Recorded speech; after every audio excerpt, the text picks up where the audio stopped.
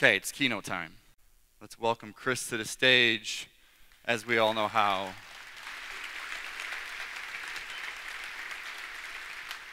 Hey! Cool. My first slide says, a lifetime of nerdery. Yeah, indeed, Clark did ask me to share my story, and that's what I'm going to do, and it's a little nerve-wracking, because it's just, I don't know, it's weird to speak to 1,000 people about your own life, but here we go. Let's do it anyway. That's my name. That's the conference. Huge thanks to Clark and Carrie and all the volunteers and everybody that makes this thing happen, the sponsors. It's been unbelievable so far. So I'm like a web dude. That's kind of how life is shaking out for me.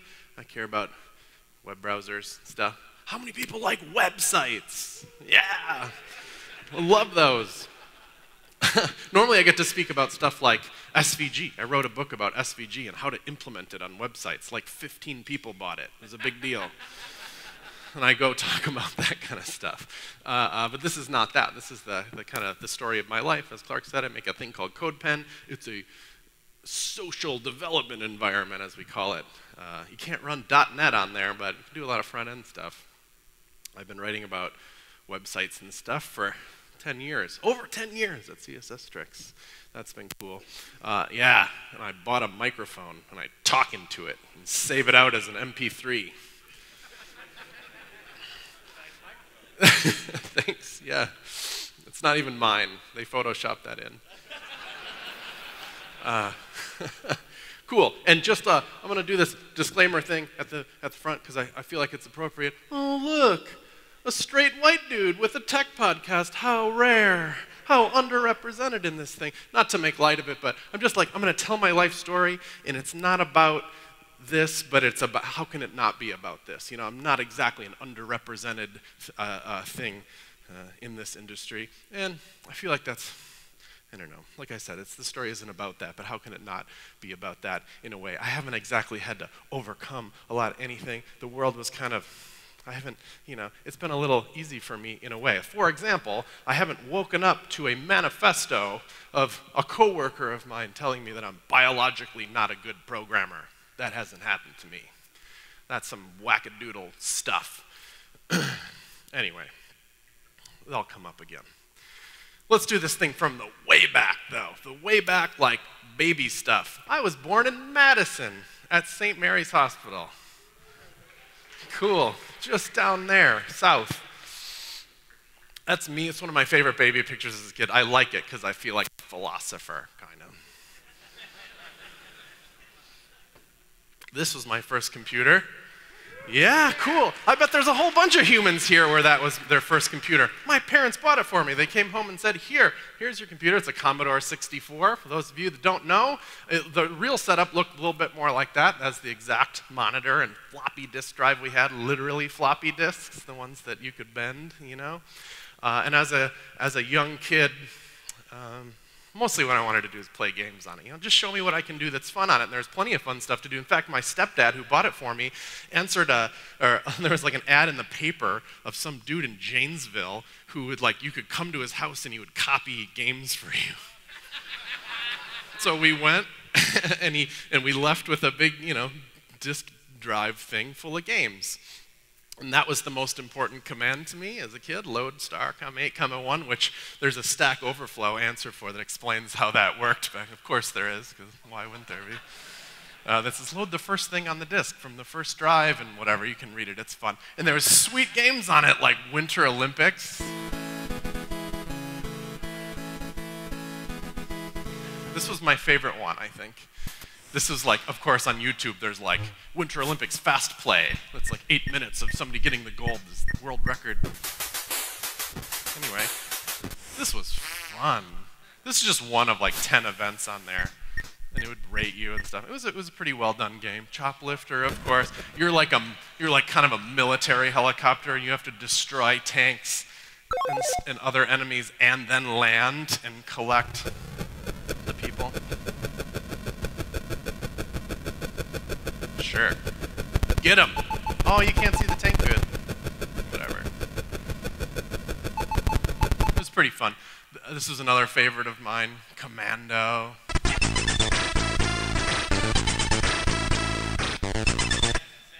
Pretty fun. Yeah, it It's a little intense, honestly. Yeah. And this is the Commodore 128. I was so into having the Commodore that my folks were encouraged by my getting into it. I'm sure they were like, oh, this kid, you know, he's a computer genius. I'm like, I could type load star, comma 8, comma 1. But I'm not exactly a genius. But they were encouraged by me being into it. I'm sure saw, you know, like maybe he'll be a computer guy one day. And they bought me that, which was cool too. So there was some kind of, I don't know. So there's going to be some of this stuff in this talk of like me thinking about my past. This was a fun journey into my own head as I prepared for this talk and being like, thinking about it. My parents were, you know, I don't know, thanks, parents, for putting this stuff in front of me and being encouraged. And then, you know, being encouraged cyclically because you could see me being into it and then being like, hey, let's double down on you know, buying computer stuff for this kid. So I think that was a big deal. And that exposure to this was a big deal. Exposure meaning like I had it at home, so I felt like I was already kind of good at it. So fast forward a few years, I'm in like elementary school and we have these things around. And then I wasn't shy. Like I feel like I was the kind of kid that if that thing existed in the classroom and I had no idea what it was, I'd be like, what's that thing? I don't know what that is. You know, like I wouldn't have been into it, but I wasn't in elementary school. I was like, oh, I have a computer at home. I'm into this. And I remember staying after school and playing with it and just being into it because I already had exposure. So things are already starting to snowball in a way for me. So games like Odell Lake, that was a good one. You're like a random fish and you have to decide what to do when you encounter other animals, like run away. That was pretty cool. The classic one that everybody remembers is the Oregon Trail one. That was pretty fun. Yeah, going west, making choices. Everybody remembers the dysentery stuff, but there's a lot of choices you had to make before you even got anywhere near dysentery. This was fun. Our Apple II in elementary school had Lego logo, which was not only Legos, which are awesome, not only Legos that had little motors and stuff that could move, which is awesome, but you could then also program them to do what you want. That's so cool. Why did that go away? That would be cool now. I mean, I know some of y'all make like legit robots and stuff, and so it didn't really go away, but Lego logo, really cool.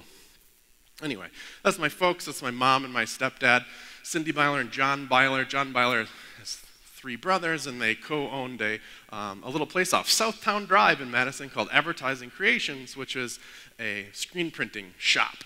So screen printing is like, there's a big piece of silk screen and you expose it to a bright light and that like loosens the fibers in the silk screen such that like if you pull paint across the silk screen it lets the ink through and prints a big sheet. So this was a very manual place. I mean the idea of it is you can print on huge things and you can print on cardboard and print on weird stuff. There's a world in which it needs screen printing.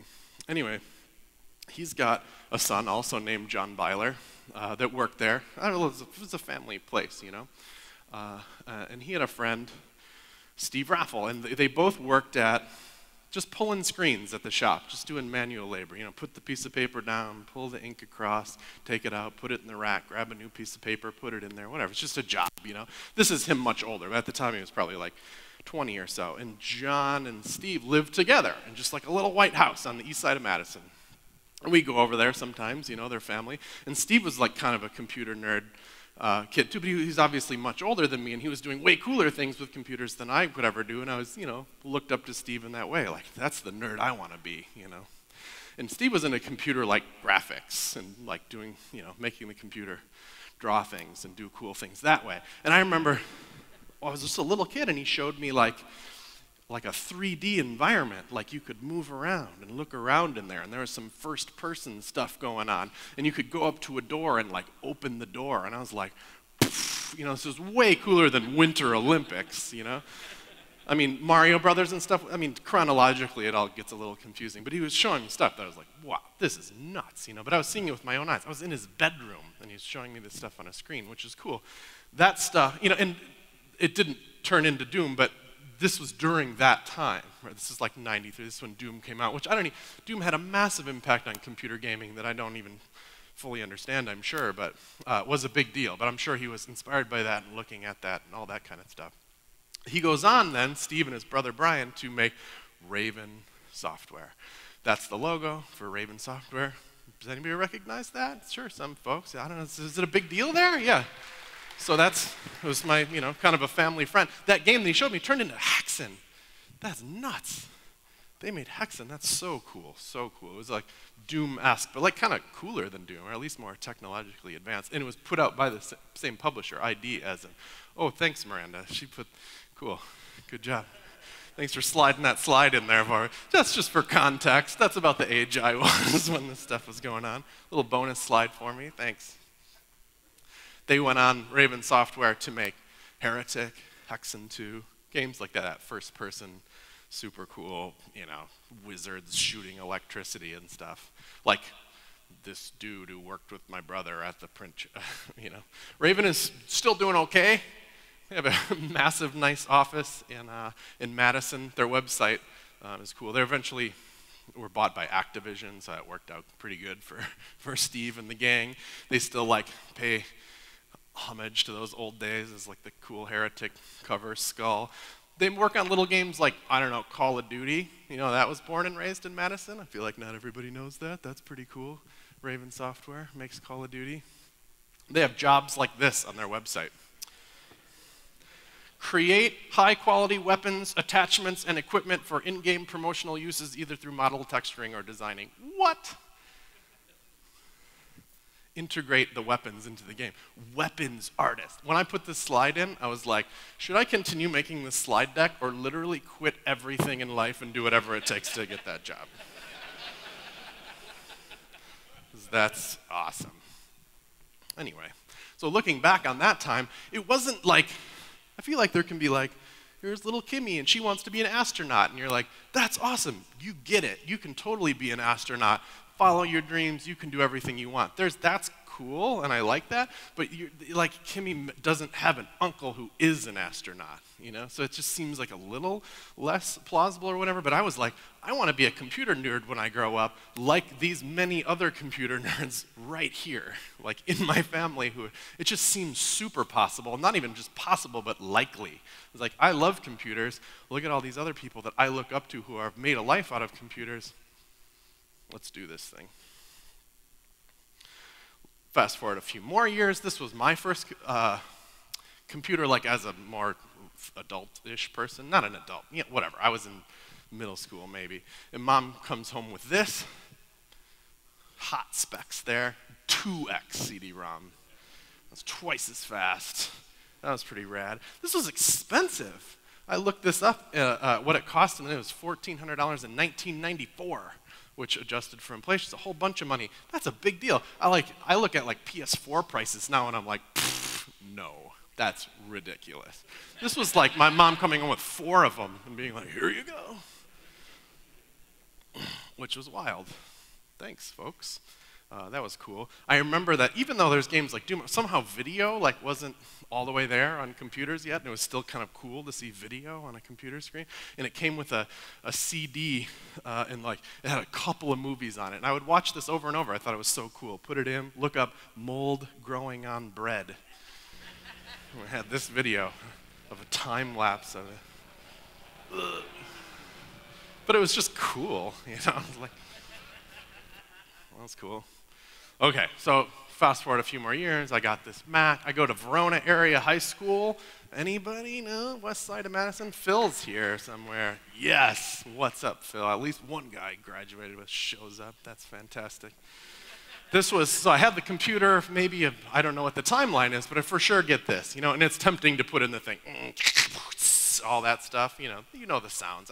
All these nerds know what that is. You connect it to your computer, you could dial a phone number with it, and the network happens, which is fantastic. So these things exist, new to me, which I'm sure I found out from fellow high school nerd friends.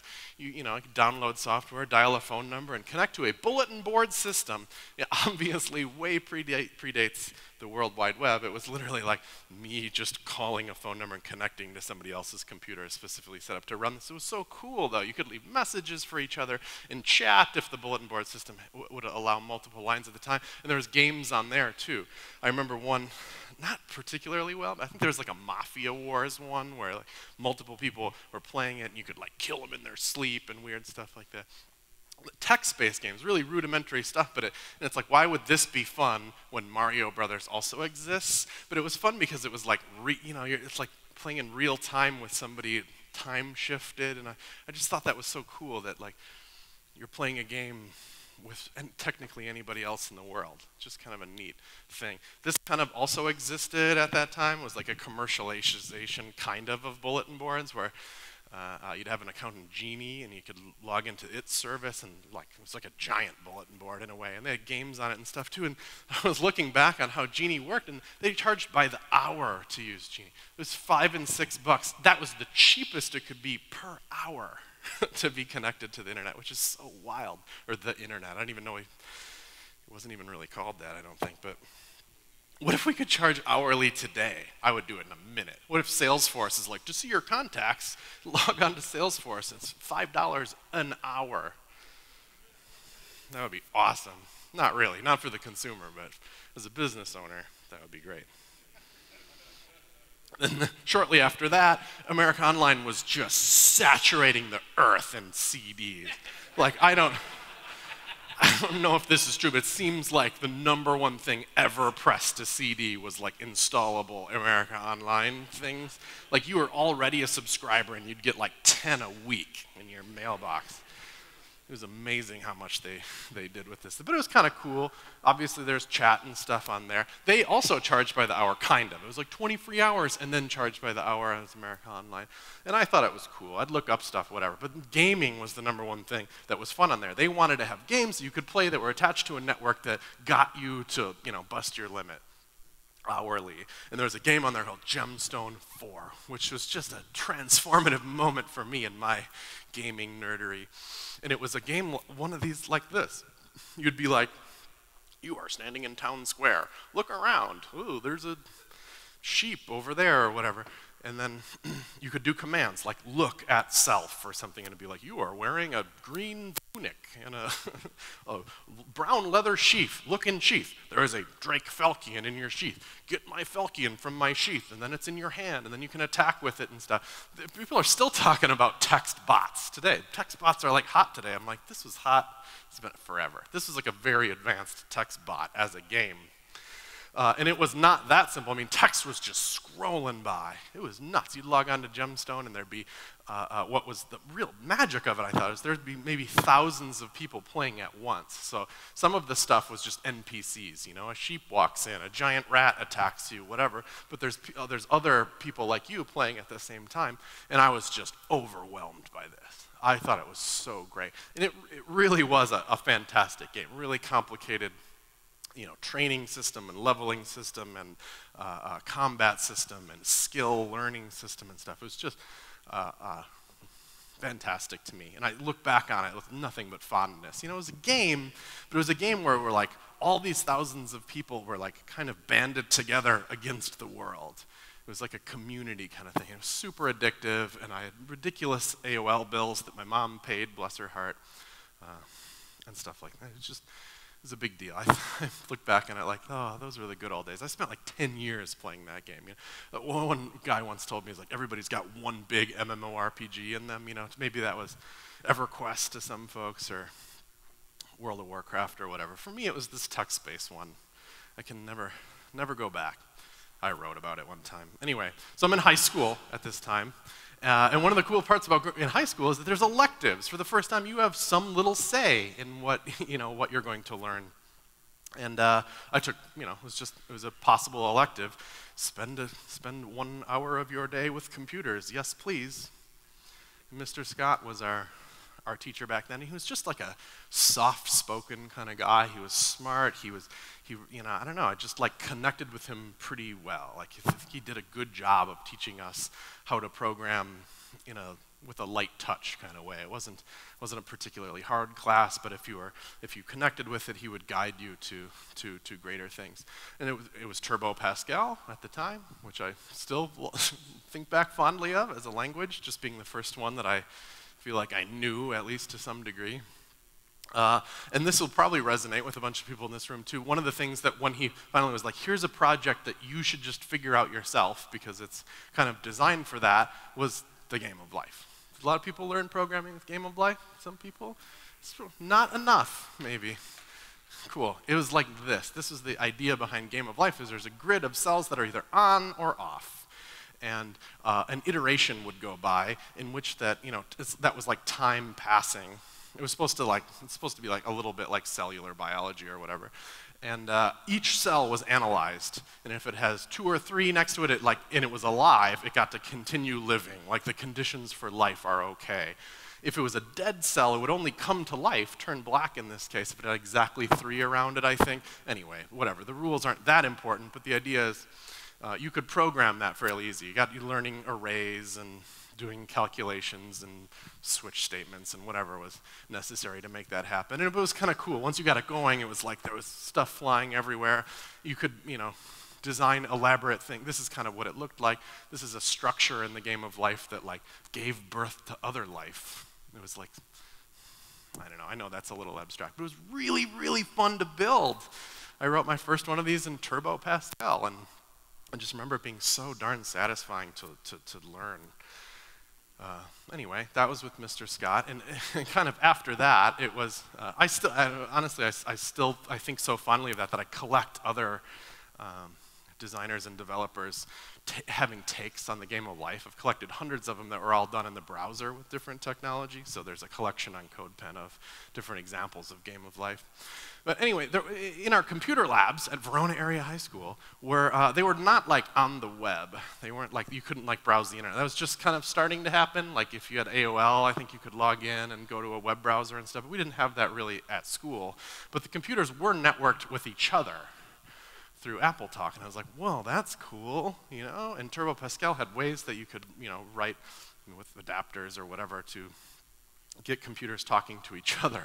So the evolution of that, which is like, wow, I've already learned grid programming. Maybe I'll take a grid and make something more out of it, like a game. And I was like, I was always attracted to the idea of people being able to play games together, especially separated through computers and networks and that stuff. And Battleship, why not? Place your ships, go back and forth, hit or miss. It just seemed like a natural extension of the grid stuff. And high five Phil, we worked on this together a bit.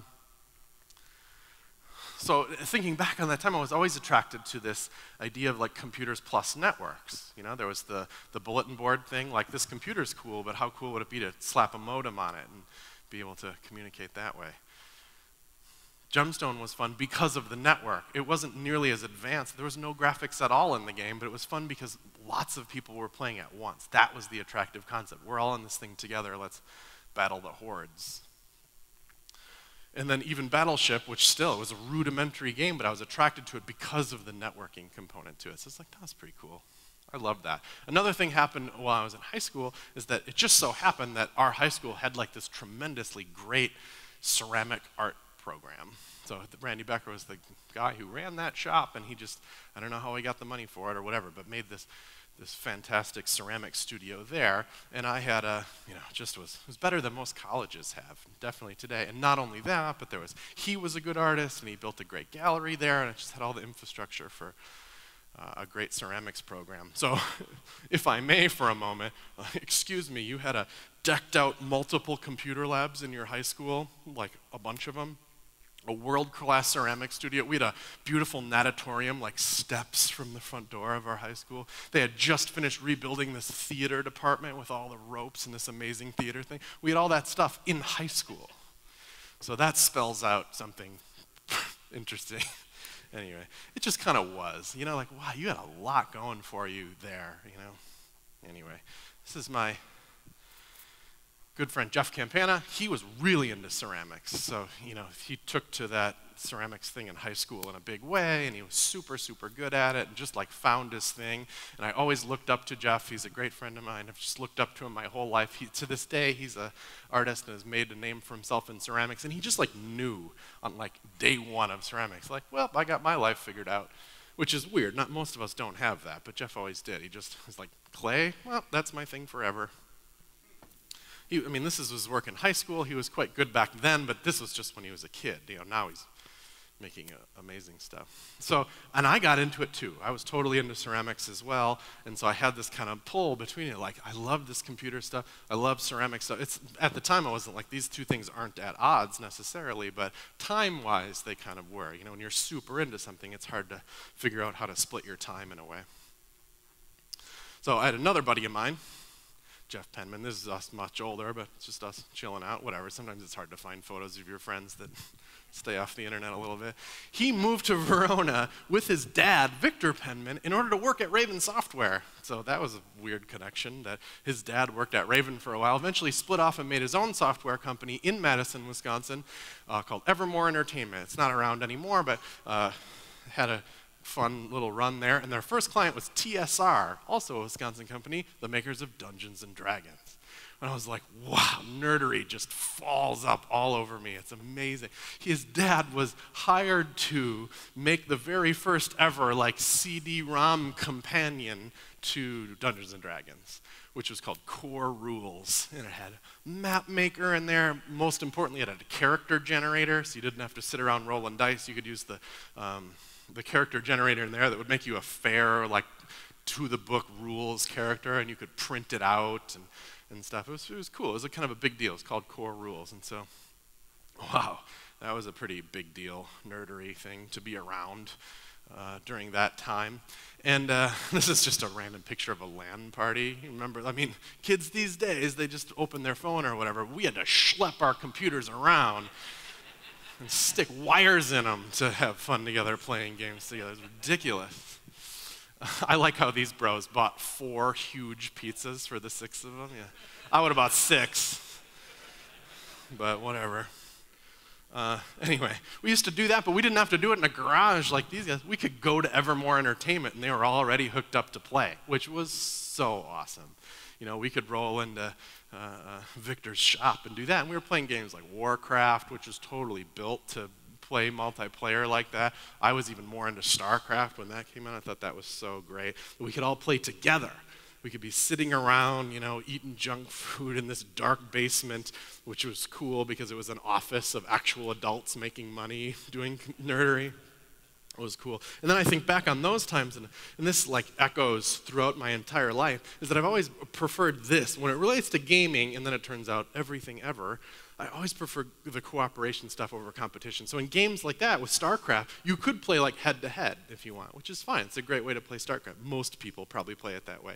But I didn't enjoy that as much as I enjoyed, let's be on a team together so that when we're down here, we're not like just being quiet and talking to ourselves. We're strategizing and talking and communicating against either other people or computer opponents or whatever. I always just enjoyed that way, way, way more. Like, can we talk while we're down here or no? Anyway, I love that. So I liked that. And then thinking back on that, I played Gemstone so long, and so it was such a big part of my life. That was all of us playing together against the world. Warcraft, StarCraft, I liked playing with my friends against the world. That's just the way that I kind of preferred gaming and still do even to this day. So this is like my least favorite kind of game. Let's sit around in a circle, and it's me versus you. We'll play those games. I don't have any problem with that necessarily, other than I'll just get bored quickly and then go do something else. It's just my least favorite way. I much prefer this type of structure, where it's like us banded together against them. And my favorite kind of way is just like all of us against some kind of opponent some other way. That's my favorite type of gaming. And it's not just gaming, but it's anything. Even like when you're at the bar and there's like touch a difference or whatever. I'm sure a lot of you have played that. Like you can play it side by side where you compete against each other, or you can get the entire bar huddled around it and everybody's touching the screen at fun, and then go for the high score. I think that's way more fun than a head-to-head kind of thing. Even Scrabble. Scrabble's a great game. Sure, lots of people Scrabble. Whatever. I would rather dump out the pieces and like co-engineer how to build the tallest tower out of the tiles with you than I would like to play Scrabble. Like, who knows the most obscure words? Anyway, that's just me. It's the story of my life. I get to be up here. But it works. That's true in business to me. It's true in all my hobbies. I like collaborative stuff, how I feel about politics, whatever. We're all in this together. That kind of has echoed throughout my life a bunch. So get a little older. I go to school. I choose Wisconsin Whitewater. There's a couple clap. Sure. I wonder what school I would have said that would have got lots of UW Dells. That's where we are now. That's what we should call this conf. I tried to go to Madison because that's where I was living and grew up, but that's like a good school, and they're like, no. But it was mostly a grades thing, and I even think back on that. I was a C's and B's kind of kid, not particularly good at stuff, but I was never worried about it. I wasn't a C's and B's kid, like, well, that's as smart as I am. I was like, no, you can give me whatever grade you want. I've already extracted from you what I need. Just write down your little grade. I don't care. That has lasted forever as well. So I picked, because computers, that seems like the more reasonable thing to do, not major in ceramics. That would be ridiculous. So I picked management computer systems. That was available then. That's the screenshot of Now, and here's some quotes from Now in that offering. Java, which that was Java back then too, probably not the worst choice. Java turned out okay, I think, probably. COBOL, slightly weird. I looked up COBOL jobs on LinkedIn yesterday to see if there's a lot. There's 100 jobs in the world for COBOL. I don't know if that's true though. You probably know more about COBOL than me. We didn't have COBOL back then, or they didn't teach it back then. COBOL definitely existed back then. I had to take a class in assembly, and I'm like, what? That's literally one step of abstraction up from ones and zeros. Nuts. And so whatever. And even today, they have one web class, and it's like building X components, which, okay. Immediately, I didn't like it. I step into college, and I'm like, don't like it. Didn't like living in the dorms, didn't like the social thing going on there, which was like, it's not like I don't like drinking, but it was a little heavy there. And I wasn't into the major at all. So, it takes a few years. I don't want to dwell on the negativity, but eventually I do take to college. I just had for one person in the world, I had a good high school experience. I liked high school. And then went to college and was like, oh, nobody knows me here. I have to totally start over, and I didn't love it. But then it takes a few years, and whenever I start to like it. I'm sure that's the story of a million people, you know? But I think what made me like it was just the growing up part, like figuring out who you are in the world, and figuring out what you like and what matters and how you have fun and coming into your own. I feel like it's always a debate. I get this question a lot from folks, like, should I go to college or not? Kids making that decision, does it matter? Is it worth it? Can't I learn more from Team Treehouse or whatever that I can in college? I'm like, maybe, probably. They're probably going to teach you more relevant stuff, but that was irrelevant to me. Like, we learned all kinds of stupid stuff in college, but it didn't matter. What we did was grow up. So if you need to grow up, you should maybe go. So that one of the transformative things that got me liking college, I joined the Green Party. Yeah. I was like, I like that you're like healthy, seemingly reasonable people that I don't know, I just liked how they were, politically, I don't even keep up anymore. I don't even understand. But at the time, I remembered looking at that group of people being like, I like your vibe, I kind of want to be like you people. You represented something that I liked at the time. One of those things was just being pissed about war. So that was a thing that I was pissed about at the time. Kids are very, like I said, it's definitely not a political thing. But back then, I founded Whitewater United for Peace. That was a big deal for me, so I could officially be mad about war. And that was cool, but again, it was a little bit like finding community, finding people that seemed to be like-minded to you, and I just liked that. I just liked the people involved. Musically at the time, that was a clear choice. Widespread, sure. And I was getting in these bands and I was like, okay, now I'm an adult. I know what I like. I like chilling out, man. I like the earth. I like being mad about war. And I like these bands because it's just noodle fest for days, and I can just lose myself in that, and I can get patchwork pants and stuff. But at the time it was like, am I losing my nerd? Not at all. I found out you could be a nerd and like a hippie. These nerd bands are actually quite easy to nerd out about. There's all these statistics you can follow. They have very liberal policies about what you can record. So there's this whole tape trading scene that you could nerd out on. You could collect whole tours that they went on, and I had binders and binders of CDs because I had a nice rig for burning CDs and copying, and I was doing blanks and postage, which is a thing where somebody's like, just send me your blank CDs at the time and like a few bucks for postage, and I'll copy a show and just send it to you, just as a gesture of goodwill to folks. Anyway, then I'm in college. I'm taking my time at college for sure, and I get a job bartending because all the art people hung out at this is a brass rail in Whitewater. Anyway, one clap, that's fine. The hippie people hung out here, whatever. It's just all my people were there, and we'd go. Thinking back, probably not the healthiest thing I ever did, but I was at the brass rail like every day. It was just like a thing. It was where you didn't have to call around to see if people wanted to hang out. You just went to the rail, and there they were. And I think fondly back on that. That was pretty cool. Community experience, pouring beers for folks, whatever. Loved working at the bar. Just as a little aside, it became much later in my life when I realized, understood what introversion was. I'm sure there's plenty of introverts here. I can consider myself an introvert with y'all. And I liked the community of the bar. I liked working at the bar. I liked making money at the bar. I liked the people at the bar. I liked everything about it. But I worked there too. And some shifts, I was just, I would not be stoked about it. Like I just was dreaded even going in. And then if it was super busy, I could get through it if I was in the zone. But then afterwards, they're like, let's go bar hopping. Let's go to the after bar, whatever. And I was like, no. Are you kidding me? The shift is over. I'm going home to play with my computer right now.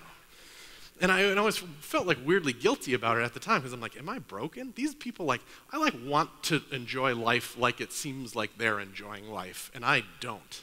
So I'm like, am I internally screwed up? Like something wrong with my brain? What's going on? And then it was liberating to then find out later. There's no, I just needed my energy back. Nothing wrong with me. I'm just introverted. That's the way it is.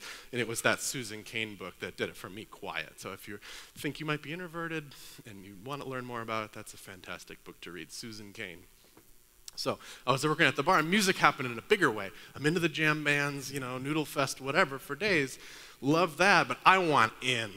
I want to be a part. I don't want to just listen anymore. I want to be a part of this. So back then, I was getting into folk and bluegrass stuff. Like any of these hippie-ish bands, if they had a folk bluegrass kind of vibe to them, I liked them the best. Or if they didn't, but they had a few songs like that, those were the songs that I liked the best. I was way into that. Oh Brother, Where Art Thou had come out, and it was making that a super popular thing. There was a band in college called the Paradise String Band who I idolized.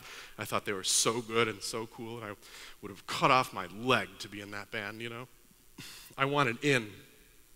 They didn't have a mandolin player, so I bought a mandolin, tried to get good at that, whatever. That was my way in, and I would just hang out at their shows, and I'd bring my case, and just be like, I'm just here, if you need somebody to sit in. Which never happened or whatever. But my other way in was to go to these bluegrass jams to try to get better, which is this phenomenon that's just like, Tuesdays at 7 o'clock at the Butterfinger Inn or whatever. That's weird. Come on down, there's a bluegrass jam, and people just show up. People just show up at bluegrass jams. People of all skill levels, whatever, pull up a chair. They're always very inviting, and just play a song. And bluegrass is a music that's easy enough that you can kind of show people the changes fairly quickly and just play. And sometimes it's a disaster, and sometimes it's great, and everything in between. And it was just really fun. And I would go to them. I'd travel around and play at as many of them as I can. But then I'm like, I work at a bar. I'm going to have one at my bar. I'm going to host it. It's on Tuesday nights, and that's the way it is. And we'd pull the table out of the corner, and we'd set up a microphone and tell people we're having a bluegrass jam. And we got people to show up at, including some Paradise String Band, which was awesome. That's me in the corner playing mandolin, getting my buddies together, and we'd pack the bar. There'd be tons of people in there that would come see it. It was just super fun. We did it for years. And then eventually, the good players kind of sorted themselves out, and we're like, hey, let's form our own thing. And we stopped calling it a bluegrass jam and just started saying, we're the Missing String Band, and we play at the Brass Rail every Thursday night. Did that for years. That was us back in the day. We had lots of fun. Did that for a long time. We'd play anywhere, anytime. We'd take gigs. We'd play in front of porta potties, whatever you need. It was fine. I'd like to say this is my first time performing in the woods, but it's definitely not. We played at the Grumpy Troll in Mount Horeb for years. That was fun. We started going to bluegrass festivals all around the U.S., not to play at, because we weren't that good, but we'd go and just camp and play at the campfire and stuff. That became a big part of my life. You know, going to hippie shows was fun, but bluegrass shows were way more fun. Just way more playing, and it's just, I don't know, less idiots twirling around on weird drugs and stuff.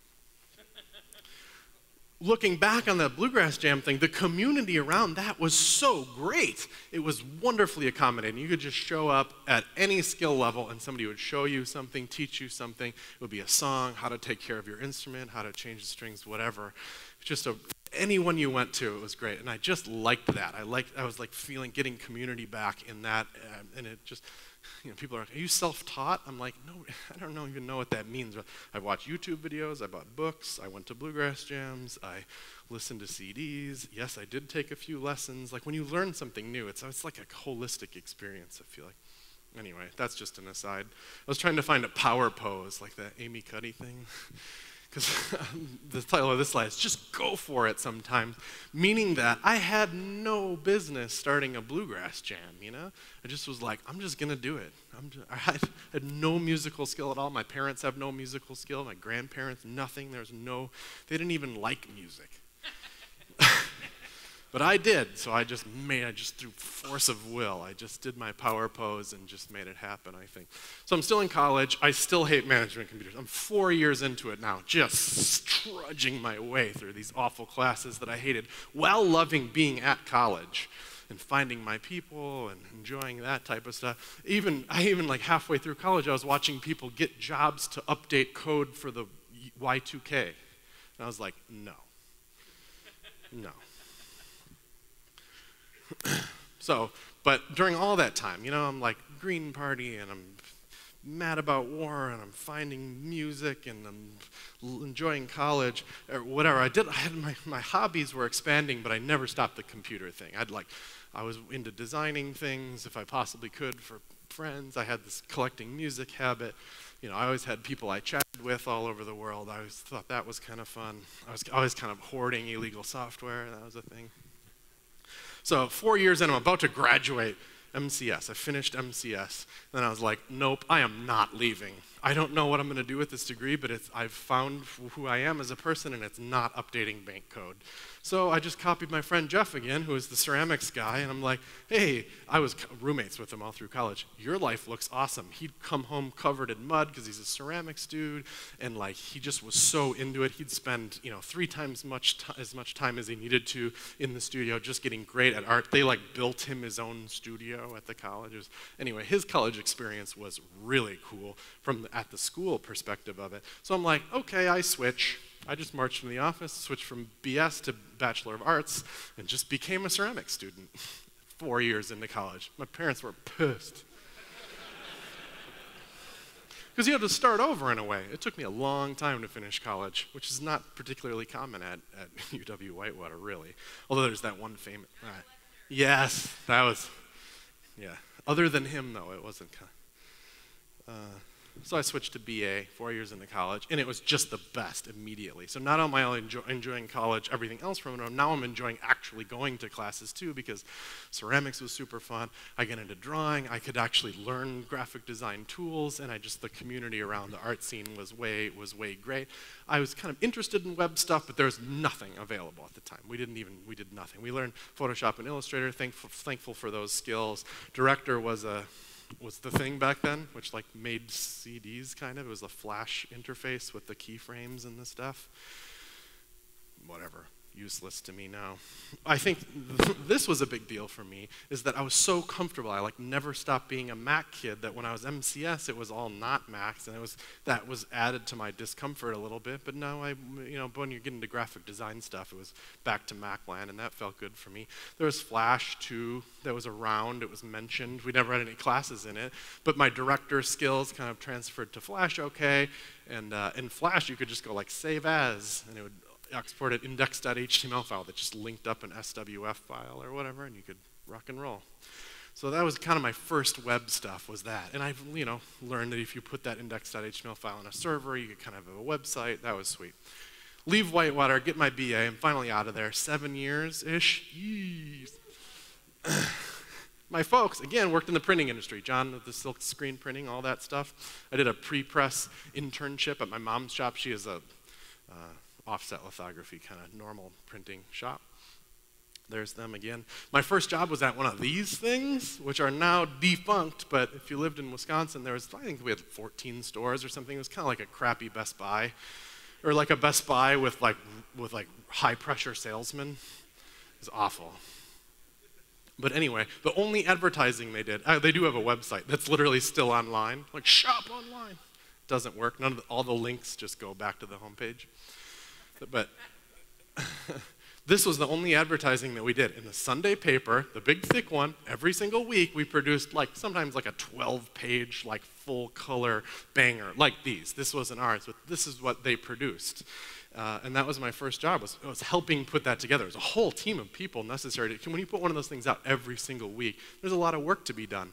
I mean, they're awful, of course, but they did the job. And my job was pre-press. And pre-press is this very kind of specific job of taking digital documents and getting them ready to be printed, to go to press. And so even if you're a graphic designer and you totally know InDesign and stuff, chances are when you send that to the printer, it's all messed up. It needs all kinds of work to get ready to go. And they'd be saying here's Quark files, InDesign files. And it was my job at these places to get those ready to go. And it's funny thinking back on that. It was like taking digital documents and getting them ready for production. It's kind of like being a front-end developer and getting these design files and getting them ready for production in different ways, doing problem solving, all that kind of stuff. So you'd send a file like this, and it would be like, that bar of red at the top left, did they pull the bleed out enough? Look at all those. There's definitely a Pantone color at the bottom right of that palette. So is all the red on this page definitely set in that Pantone color? Because if it's not, if it's in CMYK, it's going to print to the wrong plate and stuff. I see this is a spread. It's a right-left spread. And chances are, unless it's the very middle thing in a folded document, that 1 isn't going to back up with 2. It's going to back up with 8. So you'd have to move the output of this stuff around. Are the fonts okay? There's all kinds of stuff that could screw up in this document. And it was our job. And the final output to that was a metal plate. That was kind of where my job stopped, was is the plate okay? Oh my God. Because it was a kind of a bad mistake to screw up a plate because they were kind of expensive. So anyway, it was a fun job. And I look back on that, I was it was so much like being a front-end developer. All the same kind of stuff we can screw up, we can screw up the fonts for sure. You never know. You never know what that experience is going to prepare you for. So I worked all kinds of pre-press jobs for years. And I was doing web design stuff on the side because at this point I knew I wanted to be a web person. There's no creativity, was very limited in pre-press, whatever. I want to be a web guy. I was building websites for myself and for my bands and for festivals, all kinds of stuff. So this is my first web client ever. Here in the Dells. Have you seen these signs around and these people? Rick Wilcox, The Magic Show. I went last night. I went to his show because it's so good. It's ridiculous. If you have extra time, totally go see it. Really good show. Anyway, Rick Wilcox was the first website I ever designed for money when Chapman Design hired me, which is also just off Southtown Drive in Madison. It was a little 3-person design shop. They had a web, whatever. The history of it is kind of they had clients and they were like, build us a website. And he's like, I don't know how to build websites, but there's money in it, so I should probably just say yes. And then hired somebody to help him make websites, and then that kid just bailed one day. He's like, well, I'm going to go do something else. And Tim's like, shut. My mom knew Tim Chapman. I went in and oh, here, I make websites for my band. And he's like, you're hired. Come in, Which I was like, finally, nice. It was a total downgrade in pay, but it was like sitting on a comfortable chair working on computers, which, yes, thank you. So the first job was to make a website for rickwilcox.com. It's not if you go buy a ticket today, there's still some remnants of work I did in there. It's not all the same anymore, but it has some DNA still attached to that in a way, which was pretty cool. And some of it was just just marching in there and be like, can you design and build a website for us that sells tickets online? We're just like, yes. And I was like, no. Never done anything like that ever before, but we pulled it off. It was okay. And we had clients like Mueller, which are the knee straps and stuff, and Beacon Athletics, which sold stuff for baseball fields and stuff. Gail Ambrosius, the chocolatier in Madison, very famous-ish in that world. It was absolutely trial by fire. I was the only web guy there. I had very limited experience, and he would just throw web projects at me, and I was just learning the crap out of web design, just with no help and just alone in the world and trying to make it happen. But it was so great. It was absolutely everything that I wanted to do in web design. I was like, bring it on. I worked there for years. I just loved all the learning. Which one of the lessons here is definitely that, like, yes statement. Just anybody would ask us to build anything, and we would just say yes and figure it out, you know? Which I think, like, I don't know, was that some of my privilege? Is that some, like, because it always worked out for me, whatever? I don't know. I was like, I asked my wife, I'm like, is that like a man thing to do that or whatever? She's like, no, I do that all the time. So I'm like, okay, maybe not. She's definitely like that. So that just bold, like, yes, whatever, I'll do anything. So at the time, I'm spending tons of hours building websites for all these clients, including clients in the Dells here. And I'm thinking, like, I want to start building websites for myself, too, because I'm, like, reading sites like ProBlogger, which is, like, this Darren Rose dude that's like, you know, I sit on the beach and write blog posts about digital cameras, and I make all kinds of money. And I'm like, I want that. So I start making sites that I can like throw digital advertising on to see if I can make money. One of those sites was CSS Tricks way back then. And it was just like, because I'm learning so much about web design, I'm gonna start writing some of it down on just a blog. I'll just throw up a blog. Eventually started selling advertising on that blog. It started making a little money, and I was like, this is great, fantastic. Side hustles paying off early. At this time, I'd literally never left Wisconsin. I mean, I think we went to Michigan once on a family trip, but UP, it was great. But I was like, I need to leave. As much as I love it here, I just feel very comfortable here and stuff, I'm just gonna burn it all down and just leave. So I go to Tim Chapman, who was my boss at the time, do this stuff, and I was like, I put Red Robin up there because that's where we were when we had this conversation. I remember it so clearly. I was like, I don't wanna look for I'm moving to Portland, Oregon. I'm just gonna do it. And I can either just leave, because I don't really care that much, or be like, we work on computers, right? So like, why don't I just keep working for you? And he was totally not into the idea, but eventually said yes, because I think that it would have really put him in a tough spot, so he just did it. And again, I just marched in there and did it, and that kind of worked out well for me in a way. And I continued working for him for years after that. So I moved to Portland, Oregon. It's pretty sweet. Lived there for a little while. And I learned there that like the remote work thing was like where it was at for me. I was like worried that am I gonna be in my pajamas all day? Am I gonna be effective out there? Am I gonna miss out on conversations and stuff like that? None of that stuff was true. It just was like, I like web design stuff. I wake up and I would be doing it anyway. So like there was no adjustment period at all. I was just into it.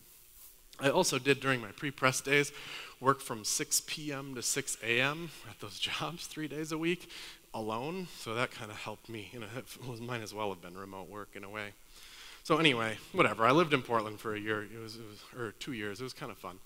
And then a friend of mine just was like, hey, come live with me in Chicago. And I was like, okay. Because I felt free at the time. I was like, I'm remote. I can live anywhere. I have a computer, will travel. And lived in Chicago for a while. Friend Jesse. I didn't love it there, which was no big deal, but I learned while there that it doesn't, I don't know, you make the most out of where you live in a way, and that like I can live anywhere. Like as much as I don't like Chicago, I can just pick up and move again. And it started to like seep into my head that like I can totally vagabond. I've never gone like true vagabond, but moving is just not something that I worry about so much. At the time, now this is years and years into my web design career, I'm like, I got this. Like I get it. Like I'm feeling like almost like good at it, which was a cool feeling. And I sort of realized, and I was doing stuff on the side, building websites for myself and building little web services with my friends and blogging on other sites and, all kinds of stuff. I had a million side projects, like I'm sure a lot of us do. I'm sure I've built hundreds of websites at this point in my career of various ways. And this ended up being a big deal for me because even at Chapman Design, it was kind of a go-to tool for me. Like, it just served a lot of the needs of the clients we had at the time. And then when I just needed to spin up a new site and do it quickly and have a lot of functionality, I just reached for WordPress because it just did the job for me. Especially because I was alone in a lot of this stuff. I need help. I'm not really a developer. I'm more of a front-end designy guy than I am a back-end programmer. That's still true. But I used WordPress so much that I felt like pretty knowledgeable about that. And I had this idea to write a book, and it was like, why not try to extract some money from the internet that way? See how that goes.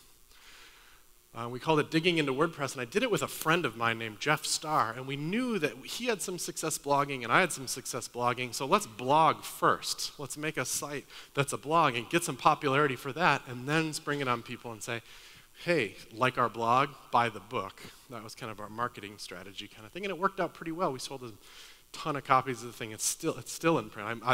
It's Jeff's business now. I kind of gave it to him, but he still keeps it up to date. It's been updated like 11 times or something. It's wild. So we kind of knew, and just looking back on that, like that blogging story, I know I'm just zooming by that, but that was a big deal for me. Any door that's been opened to me in tech in a way, I think it was largely attributable to that I wrote a ton and still write a ton about web stuff. I just write, and it gives me kind of just opens doors. I get to speak at conferences, for example. This was the cover of the book, the very first edition of it with Jeff Starr, and I look back on that, I'm like, that's a cover that I designed, but Tim Chapman might have designed, because all these were like, when in doubt, just add swirls and swooshes and stuff. And that kind of stuff going on. That was the first edition of it. That was kind of the third or fifth or something. We printed it in Verona at Park Printing, and those curls on the side of it, because I really wanted that. I'm like, it's a tech book that lays flat, like next to your keyboard, instead of those ones that are like, So it's kind of cool. So I decided to spiral bound it. We hand spiral bound it. I twisted that thing into the book. So, yeah. It was translated into Korean at one point, which was pretty cool. So we sold a zillion copies of it. It was a kind of a good experience. And I kind of learned in thinking back on those times, like I had a friend, Richard. Between the two of us, we'd build sites together, and it was good. He was like a Ruby on Rails dude, and I would help him out with designs and front-end stuff, and we built some cool stuff together. Jeff Starr was my co-author of Digging into WordPress. When we worked together, we got it done and actually did the project. Jeff Penn was the guy who helped me in early days of CSS tricks, and like when we did it together, things got done. Tim Chapman was my first boss, and so much stuff happened at Chapman Design. That was great. Dave Rupert's a guy that, with him, we make Shop Talk Show together, and it happens. Those next two guys are my co-founders at CodePen. Like, our powers combined do anything that was cool that I did with somebody else. Anything that I did alone, not great. Fizzled out, wasn't very high quality, whatever. It's always with somebody. This is the very first conference ever I got to speak at. I had made CSS tricks. Some people started reading my site. Dan Denny, the guy in the upper left corner, invited me to come speak at a conference. And I was like, yes, absolutely. It was in St. Petersburg, Florida. And I went, and I was so excited and proud of myself for speaking at a thing. I'm still proud of myself, damn it. That was great. This guy with the weird scissors in the bottom right is Kevin Hale. He was one of the co-founders of a software thing called Wufoo, which is a form builder thing, still exists today. And I was a super fan of it, because at Chapman Design, we had all these websites, just tons of websites, right? And every website needs at least like a contact form or a checkout form, or sometimes 10 different kinds of forms, whatever. And like I said, I'm not totally a back-end guy. I could have probably got it done somehow. But to have to hand build web forms, hand building web forms still sucks now. Anyway, Wufoo was a form builder. That's what it did. And we used Wufoo on all the sites. I was like a fanboy of it. I would write about it on CSS tricks. I would mention it all the time, how big of a fan of this service I was. The best service ever. Love Wufoo. Got to meet Kevin, and I thought Kevin was an amazing designer and dude and owner. We kind of became friends, and he hired me to go work at Wufoo. I was living in Chicago, like I said, and not loving it. When he's like, come down to Florida and work for us at Wufoo, I was like, goodbye. I immediately moved down there, and that was fantastic. Because for the first time, thank God, I'm not alone. I'm not just working alone at Chapman Design with nobody else who's a developer trying to smash websites together. I'm working with other designers and developers who are way better than me, which was awesome. That really feels good. And I already know that like collaboratively working with people is the ticket for me. So up and moved to Tampa for sure. Looking back about that, the way I got that job at Wufoo was just being a total unabashed fanboy. I would write about them, I would just praise them, I would write into them and tell them that they were doing a good job. It's probably maybe a little over the top or whatever. And then I was thinking back, I'm like, that's how I got a job at the Brass Rail too. I just was a fan, a big fan. I used to go there a lot. Being a fanboy works out sometimes. So yeah, like I said, this is when I really grew up as a web developer. Now I'm working with other good web developers and designers together, putting this stuff together. It wasn't just me at a studio hacking stuff together. These people were good. We actually used version control. What? That was a good idea, as it turns out. So this is about us at Wufoo. We were making, this is the app itself. It kind of was like a form builder that Fisher-Price would make. That's what Kevin Hale used to say about it. Let's make it really friendly and welcoming because it's such a business tool. Like, why bring that bogus business attitude? That's the kind of stuff I learned from Kevin that I thought was so cool. Yeah, it's a form builder. Still exists today. I got to do browser research. I got to speak about the state of forms and stuff, and it was a good job in that way. I worked there for a couple of years, and it turns out that was kind of the end. The co-founders of Wufoo were like looking to, cash in on their success, as startups do sometimes, and they sold to a company called SurveyMonkey, which more people have probably heard of. That's also a Madison company originally. Do you know that? Yeah, originally. I know, pretty weird. Some websites are built outside of Madison. SurveyMonkey buys Wufoo. It works out great for the developers of Wufoo, whatever. It was mandatory that we all move out to Palo Alto, so we did that. And I was like, yeah, sure, I love all you guys. Let's go. Let's go keep building Wufoo with lots of resources there. Of course, that never panned out quite exactly how you want it to pan out, but whatever. We still had a lot of fun. And I'd met Tim and Alex, my co-founders at CodePen. Great guys, totally friends. When we move out there, like, let's live on the same street. Because why not? We can. So we all rented houses on the same street in Palo Alto. That was pretty cool. And it turns out that, like, as awesome of a place as it was, and it was, because they give you great equipment, they give you tons of time off, they give you a great salary, there's Red Bull and gummy bears, and you can roll in at 10 o'clock in your pajamas and nobody cares. It's, like, ridiculous. I think we're going to look back on this time in history and be like, what did you do for a living? That's ridiculous. But I still didn't like it, and I was riddled with guilt because I felt like a prick, basically. Like, you have the best job ever, and you don't like it? What is your problem, But I just didn't have any impact there. I impacted no change at SurveyMonkey. I was as low down on the totem pole as you could be, essentially. And I think back on that, and I'm like, it was like MCS. It wasn't like the major that was the problem. It just wasn't for me, So, whatever. I had to spend a year there because of vesting and whatever, and then took off. But at the time, that's Tim and Alex, I had become buddies with them. We worked at Wufoo together, we worked at SurveyMonkey together, we were just friends, we're camping buddies, our dogs like each other, whatever. We're friends, and have at least a little bit of entrepreneurial spirit. That's like, they're like, Chris, like, do you have an idea? Let's build something together. We're friends, we like working together. Let's do something entrepreneurial together.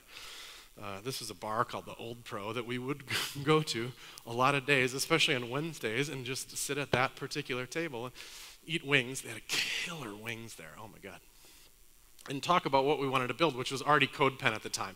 I had CSS tricks, right? So, I'm jumping around a little bit, but anyway, had CSS tricks, and there was sites like JS Fiddle and JS Bin where you could write front-end code and see the results of it. And I thought that was so cool, an appropriate place to put demos on a site. I wanted to just build something like it. Like, I got an idea. Let's build this for me while we're figuring out what we're going to build. And CodePen turned out to be so cool that we kept kind of building it. So there's a little bit more to that story. But right when I left SurveyMonkey, I was like, okay, I'm off on my own now. Crap, I forgot that you need to, like, make money or whatever to live. But I had, which isn't entirely true, because CSS Tricks was making some money as a blog. I was like, I need to turn this into a real, actual, legit business, like, right now. So part of that is redesigning the site with that in mind. Like, how can I turn this into a business? I have to do design and development work on the site to be ready for that. So why would I do all that work in secret? This is a site where I write about building websites. So why don't I do all that work and then screencast it and talk about it and think about it and, like, hire people to help me with it and discuss it and all that stuff. And I'll make all those videos only available to people that backed me on a Kickstarter. So that was kind of cool. It was the first time I've ever asked the community of anything on CSS Tricks, and they backed me in a big way, and it was kind of great. I have a lot more to say about the Kickstarter experience. I pretty much made no actual money on doing it, but it was a Kickstarter to a business. So I think people see big numbers. What was it? $89,000 this Kickstarter made. I didn't have $89,000. at the end of that. It was a little closer to 0. Cool. So this is the example of like, this is what I would do on CSS tricks. I'd blog about something, and then I'd have a demo of the thing. And the demo would be like, this is how I use jQuery to do something dumb or whatever.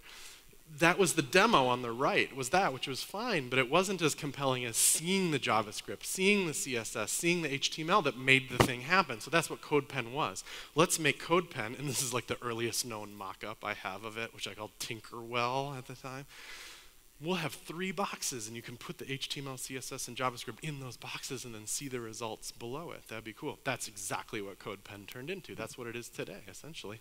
You put the code in the boxes, it does the thing, which is perfect for itself, and there's a huge community around it now, because not only is it do that, but it's like have an account on it, use it as your portfolio, use it as a way to show off the cool things you do. The homepage of CodePen is littered with the coolest things people have been building, and it changes all day, every day. It's just full of amazing work that people do on it. Yeah, like I said, you have your own profile. People get jobs from it and that type of thing. We just decided to make a run at it. Thinking back on CodePen, it was just like, this is a good idea. We're having fun building it. We're friends. We have a diverse skill set. You know, we have a DevOps guy, we have a JavaScript guy, we have a front-end guy like me and a designer.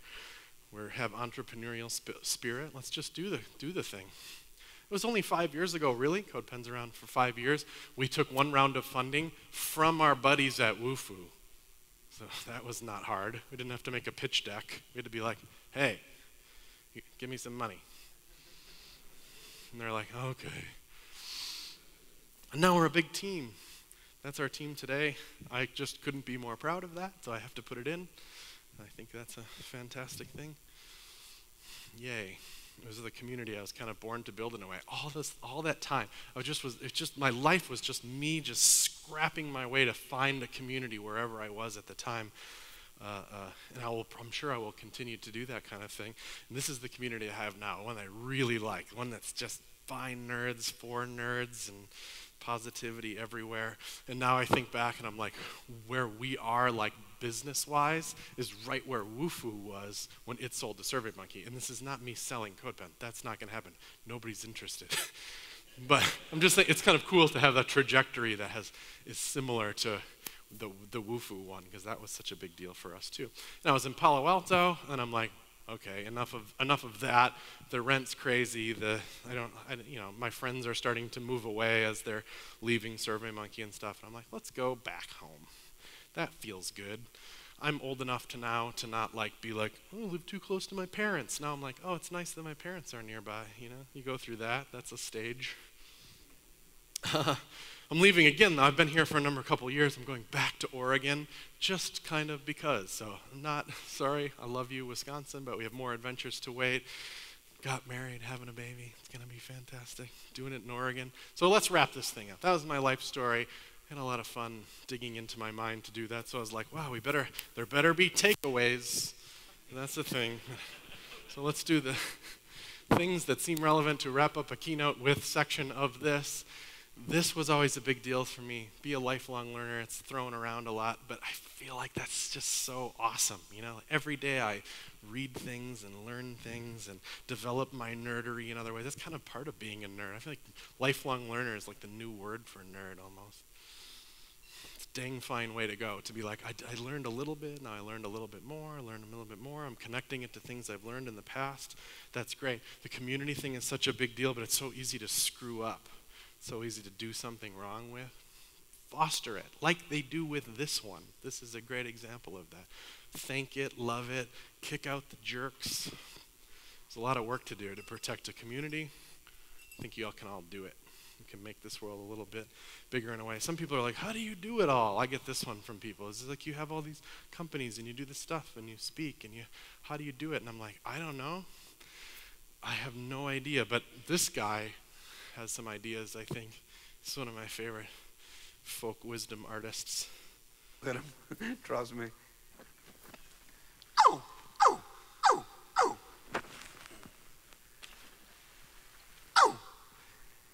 There we go.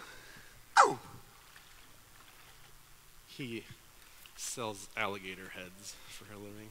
What do you think they think of all He lives these on little a heads here? houseboat. Oh, about all these little heads here? They thinking that might be them one day.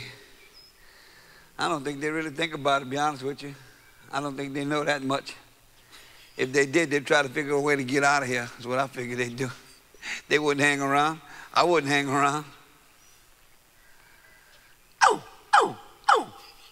These are sold for souvenirs in New Orleans. In other words, we'll take these here and we'll just cure them. We dip them in a 4-part solution of different types of things that we soak them in: formaldehyde, water, a couple other different things that, you know, it's like a secret family recipe. And then we just kind of cure them. And then once we pull them out, we put the glass eyes in them. Then we polyurethane them. This is my dad, Papa Gator. And him and I basically just hang out here and work and do this. That's what I do for my therapy. We don't have nobody working here. Whatever we do, we get done, you know? But you'd be surprised how much you will do in a day if you just sit and do it.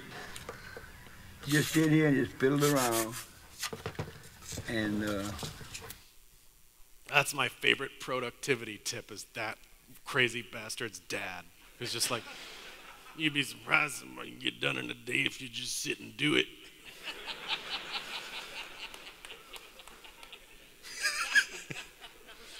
I made a whole website just to honor Bill Tragle's dad. It's just a trite. When you read it all by itself, you're like, what is that trite nonsense? But when you see that old man say it, good. So there's no secret to productivity. There is a secret to any success I've had, at least, which is the persistence thing. It's like CSS Tricks is 10 years old. It took like 5 of them for it to be worth doing. You know, CodePen, I think we lost a little money last. We're right at the precipice of, you know, like it's not like CodePen is this runaway success model. It's a hard thing, and we're just gonna be around building. I mean, we're cool, we're sound, you know. We're gonna be around for a long time because that's the only thing I know how to do, because that's where any success I've ever had come from. And I see other people like, I'm gonna make a run at this little business I have, and then they quit after 6 months or a year or whatever. I'm like, that's not how you do this. Like, you need to put in lots of years to get anywhere in this kind of thing. Think long term. Short term, it just is just nothing. And they've declared failure. They declared, like, you know, somebody that folded after 6 months or a year. I mean, they're like, the market wasn't ready or whatever. They have a million excuses for why that didn't work out. I'm like, nah, you just shouldn't have folded, that's all. It doesn't matter where you live. That was a big one for me. I've moved around a whole bunch. There's Portland, Chicago, Tampa, Palo Alto. Even when I lived in Wisconsin, I bounced around lots of little cities like that. It never mattered. It never influenced. When you're a computer nerd, you gotta embrace that Ethernet plug, that Wi-Fi signal, or whatever. It's the same everywhere. It just really doesn't matter. Online is online. And I always think, like, if you're making something local too, if you're making something for the people in your community, they like to eat food. They need to know where they're going. There's like kind of universal human needs. So if you're building something for people aren't that different. There's plenty of stuff to build for that. I put this in my wedding vows a couple weeks ago, which was that it kind of feels good to be uncomfortable. Like, that seems like a weird thing to say. At the wedding, it was in regards to love a little bit, and it was, well, a lot of bit, I guess. And it was, I did this whole like movie scene thing. There's a movie called The Kings of Summer that's very good that this comes up in. But it was like this scene where he's explaining to his kid how his wife has died and he's dating again, and he's like, don't worry about that other woman that didn't work out, but don't worry about it because she didn't make me feel uncomfortable like your mother did. And I was like, why do you want to be uncomfortable around somebody? That sounds awful. I like being comfortable. That's what the word means. You know? But he wasn't saying that. He was saying, I like that she keeps me on my toes and that she makes me think about what I'm doing. It means that I still care. I still care what she thinks. I care that she surprises me. I care about all that stuff. And I feel like that, you know, like all things, there's not just business things and life things and tech things and all. It's all intertwined. It's all very complicated. And the tech things and the business things, those things can make you feel uncomfortable too, and they probably should. If I was just like, oh, whatever, business is going fine, whatever, how are you doing today? Like, no, I'm like, I don't know what's happening with business. Everything could explode at any moment. Like that kind of feeling is almost like more healthy, I've learned. That, like the people that are like that, I'm like, oh yeah, you'll be cool. If you're worried, it means you care, and that matters. I like this one too. I'm giving a workshop pretty soon that kind of starts with this idea. I'm a front-end developer and I build websites for a living, and it starts with a quote by a woman named Natasha. But anyway, she has this great thing where she's like, she used to be a painter and now she's a web developer, and she's like, this transition was supernatural to me, or not supernatural like ghosts, but felt very good or whatever. Because painting is one thing. I can make people feel ways, and color enters their eyeballs, and that's fun, and they feel good about that. But websites, I have every color in the world just on a color palette. I can swish things around, and the colors aren't just there when light bounces off them. They like emit color into your eyeballs, and they're interactive, and there's things moving around. Like the web and screens these days are like the ultimate medium.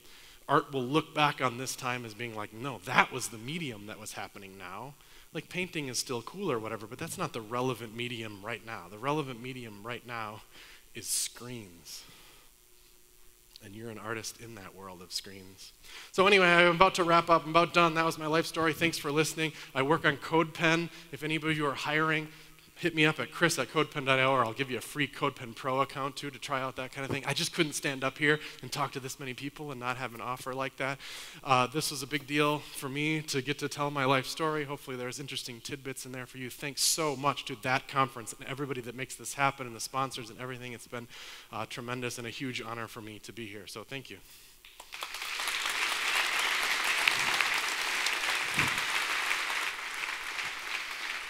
Thank you, sir. Thank you.